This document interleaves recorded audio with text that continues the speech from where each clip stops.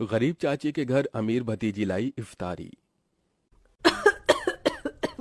या अल्लाह, आज तो इस कमबख्त चूल्हे ने नाक में दम कर दिया है। ऐसा लग रहा है जैसे चूल्हा ना होकर धुएं की चिमनी हो।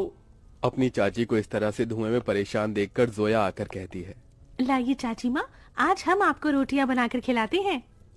अरे नहीं जोया, मैं बना लूंगी। मैं नहीं चाहती कि इस चूल्हे के धुएं से मेरी हूर सी भतीजी का चेहरा काला पड़े।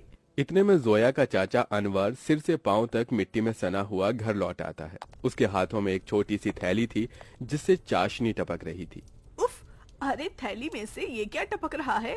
अरे माफ करना बेगम, मैं तो भूल गया था। मैं जोया बिटिया के लिए उसके मनपसंद की रस भरी इमरती लाया हूँ। इमरती का नाम सुनते ही 24 साल की जोया किसी बच्चे की तरह उतावली जताते हुए बोली, क्या सचमुच चाचा जान, आप मेरी मनपसंद की इमरती लाए हैं? मेरे मुंह में तो पानी आने वाला था, मगर मैंने किसी तरह खुद को रोक लिया। हम सब साथ में इसे इफ्तार में खाएंगे। अरे नहीं बिटिया, मैं जरा सी ही इमरती लाया हूँ, तू खा ले। मुझे और तेरी चाची को मीठे से खास मोहब्बत नहीं है ना बेगम? जी बेशक। असल में इमरती खाने का मरियम और अनवर का भी बड़ा मन था, मगर दोनों अपना मन मार लेते हैं। बचपन की दुर्घटना में जोया के माता पिता स्वर्ग से धार गई, जिसके बाद से जोया के चाचा चाची ने उसे अपनी बेटी की तरह पाला पोसा। उसके प्यार में कोई कमी न हो, इसलिए दोनों ने खुद की अपनी औलाद भी नहीं की। अनवर की माली हालत कुछ ज्यादा खास अच्छी नहीं थी। बस उसके पुश्तों का छोड़ा गया सालों पुराना एक कमरे का कच्चा घर और खेती करने के लिए जमीन का एक छोटा सा हिस्सा, जिस पर थोड़ी बहुत खेती करके जैसे तैसे 2 वक्त की रोटी का गुजारा चल रहा था। या खुदा, कढ़ाई में जरा सी सब्जी है। खैर, नमक प्याज रोटी से ही इफ्तार कर लेंगे। सब्जी सोया को दे देती हूँ। मरियम 3 थाली लगा ले आती है। अरे ये क्या, चाची माँ मेरी थाली में सब्जी, आप दोनों क्या खाएंगे? तभी अनवर अपने गमों को छुपाता हुआ झूठी मुस्कुराहट से बोला, अरे सब्जी की क्या जरूरत, आज तो मैं नून तिल से रोटी ही चटकारे लेकर खाऊंगा। ये कहते हुए गरीब अनवर नमक तेल लगी रोटी काट काट कर खाने लगता है। अपनी गरीब चाचा चाची का ऐसा दुख देखकर जोया का कलेजा कचोट पड़ता है। वो रो पड़ती है।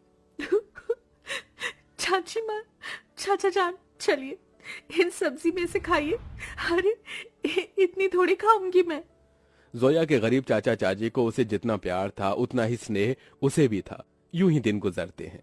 सुनो जी, हमारी जोया अब सयानी हो गई है। हमें इसके निकाह के बारे में सोचना चाहिए।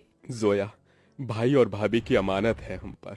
मरियम, मैं तो दिन रात अल्लाह से एक ही दुआ मांगता हूँ कि मेरी भतीजी को अच्छा घर मिले।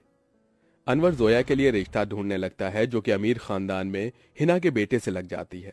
अब शादी की तैयारी शुरू हो जाती है। अनवर, अभी तक जोया के निकाह का जोड़ा नहीं सिलाया। 2 रोज बाद उसकी रुखसती है। जानता हूँ बेगम, मगर जितना कर्ज लिया था वो खर्चा हो गया। मैंने तुमसे एक बात भी छिपाई है, मैंने अपनी जमीन बेच दी। क्या जमीन बेच दी? उसी से तो फकत अभी तक हमारी रोजी रोटी चल रही थी। अब क्या करेंगे आगे? अल्लाह मियाँ बैठा है ना रोटी देने वाला। मरियम, कुछ तो कर लूंगा, लेकिन जोया हमारी इकलौती भतीजी है। उसका निकाह अच्छे से घर में हो जाए ताकि मन में कोई मलाल ना हो। जोया के गरीब चाचा चाची उसकी शादी के लिए अपनी खेती बाड़ी बेचकर उसकी विदाई करते हैं। चाचा चाची माँ, जा मेरी बच्ची, अल्लाह तुझे दोनों जहां की खुशियों और नेमतों से नवाजे। जोया अपने गरीब चाचा चाची के घर को छोड़कर अपने अमीर ससुराल में आ जाती है, जहां उसके सास ससुर नंद जेठानी से भरा पूरा परिवार मिलता है, जहां सास हिना उसका स्वागत करती है। माशा अल्लाह, कितनी खूबसूरत बीवी है हमारे मुराद की। एकदम सही फरमाया आपने अम्मी, भाई की तो किस्मत खुल गई। चलो देवरानी जी, हम तुम्हें तुम्हारा कमरा दिखाते हैं। जोया की जेठानी आलिया उसे कमरे में ले आती है, जो कि बहुत ही बड़ा और आलीशान था।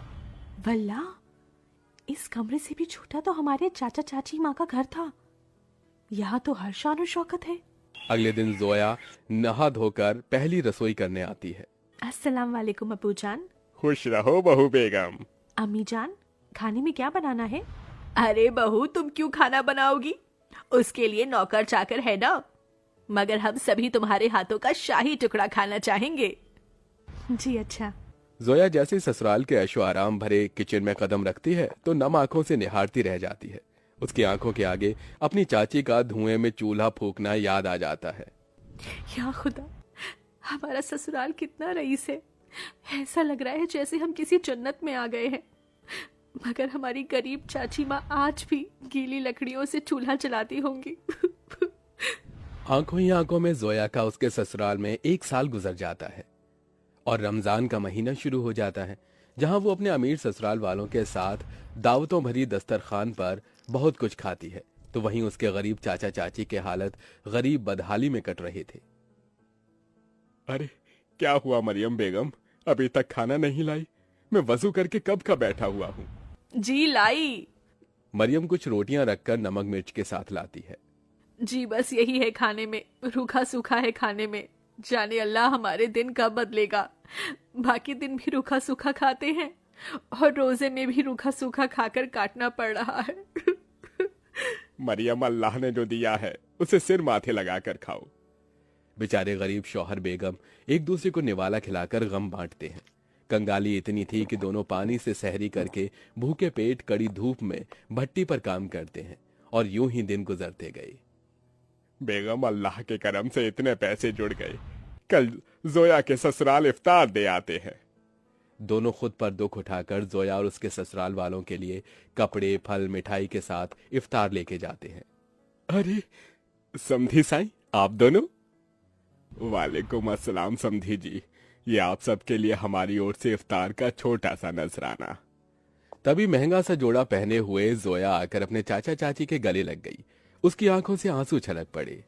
चाची माँ, चाचा जी, कैसे हैं आप? गरीबी और गमों भरे हालातों को छुपाते हुए दोनों झूठ बोलते हैं। हम अच्छे से हैं। अरे बच्ची, तू खुश तो है?